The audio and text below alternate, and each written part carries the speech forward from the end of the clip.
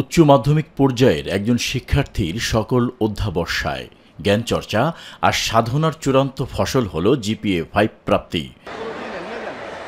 Doctor Mahbubur Rahman মোল্লা college মাঠে 17 November আয়োজিত হল এই মেধাবী সন্তানদের এবং গর্বিত অভিভাবক ও শিক্ষকদের এক বর্ণিল মিলন মেলা। একেএম ফাউন্ডেশনের উদ্যোগে এবং মিডিয়া পার্টনার দৈনিক প্রথম আলো এর সহযোগিতায় 2025 সালের এইচএসসি পরীক্ষায় জিপিএ 5 প্রাপ্ত 1402 জন শিক্ষার্থীকে এই আড়ম্বরপূর্ণ জামকলো আয়োজনের মাধ্যমে সংবর্ধনা প্রদান করা হয়।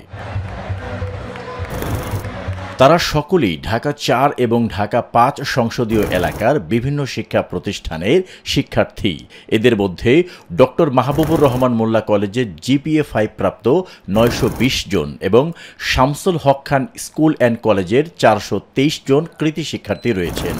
এছাড়াও একে school and college, Barnamala Adarsha school and college, Jatrabari ideal school and college, Demra college, Barnamala Akbar Mohila college, Mannan high school and college, Demra ideal college এবং ব্রাইট স্কুল অ্যান্ড কলেজের মেধাবী শিক্ষার্থীরাও অনুষ্ঠানে উপস্থিত থেকে তাদের ক্রেস্ট ও অভিনন্দন পত্র গ্রহণ করেন।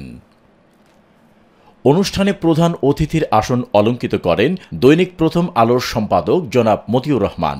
এছাড়াও অনুষ্ঠানে সভাপতিত্ব করেন বিশিষ্ট শিক্ষাবিদ এবং দেশসেরা শিক্ষা প্রতিষ্ঠান শামসুল হক খান স্কুল অ্যান্ড কলেজের প্রিন্সিপাল মোহাম্মদ মাহবুবুর রহমান মোল্লা।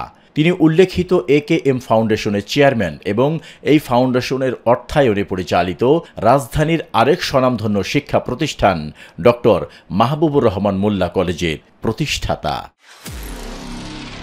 নিরপেক্ষ, সত্য প্রকাশে আপোষহীন।